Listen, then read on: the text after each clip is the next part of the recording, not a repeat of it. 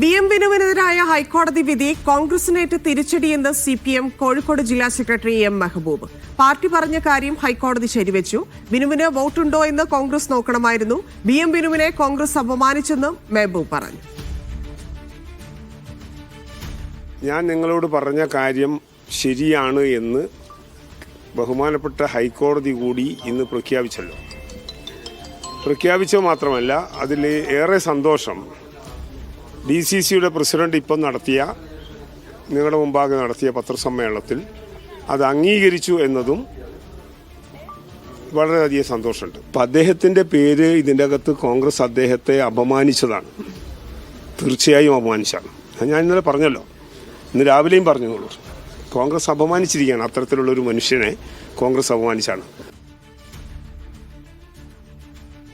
ദൃശ്യ പുതിയടത്ത് ചേരുന്നു. ദൃശ്യ, കോൺഗ്രസിനേറ്റ ഒരു വലിയ തിരിച്ചടിയായിട്ടാണ് അതിനെ CPM വിലയിരുത്തുന്നത്. CPM ഈ സംഭവത്തെ എങ്ങനെയായിരിക്കും പ്രചാരണായുധമാക്കുക? ഒപ്പം തന്നെ എന്താണ് ഈ കോടതിയുടെ ഭാഗത്തുനിന്ന് പരാമർശത്തിന് ശേഷമുള്ള പ്രതികരണം?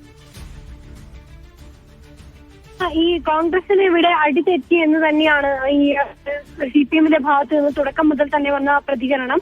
വിനുവിന്റെ കാര്യത്തിൽ കോൺഗ്രസിനാണ് തെറ്റുപറ്റിയത് എന്ന് തുടക്കം മുതൽ തന്നെ ഇവർ ആരോപിക്കുന്നുണ്ട്. CPM പറഞ്ഞ കാര്യം ഹൈക്കോടതിയിൽ ശരിവെച്ചിരിക്കുന്നു എന്നാണ് ഇപ്പോൾ മാധ്യമങ്ങളോട് M മെഹബൂബ്, CPM കോഴിക്കോട് ജില്ലാ സെക്രട്ടറി പറഞ്ഞിരിക്കുന്നത്. ഹൈക്കോടതി വിധി കോൺഗ്രസിനേറ്റ വലിയ തിരിച്ചടിയാണെന്നും വിനുവിന് വോട്ടുണ്ടോ എന്ന് നോക്കേണ്ട ഉത്തരവാദിത്വം കോൺഗ്രസിനാണെന്നും തന്നെയാണ് CPM ഇപ്പോഴും പറയുന്നത്.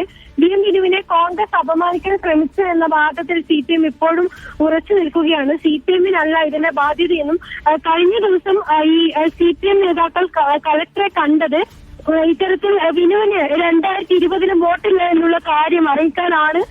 അല്ലാതെ ഈ വിനുവിന്റെ മറ്റ് കാര്യങ്ങൾക്ക് കളക്ടറെ കണ്ടിട്ടില്ല.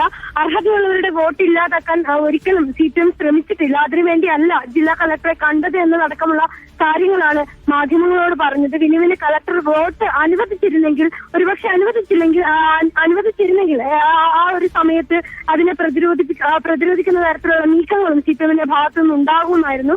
എന്തായാലും ഇപ്പോൾ കീശയിലുള്ള സ്ഥാനാർത്ഥികളെ പ്രഖ്യാപിച്ചുകൊണ്ടാണ് ഈ കോൺഗ്രസ് ഈ കോളം തികയ്ക്കാൻ ശ്രമിക്കുന്നത് എന്നതടക്കമുള്ള പരിഹാസങ്ങളാണ് CPMന്റെ ഭാഗത്തുനിന്ന് ഉയരുന്നത്. ധന്യ.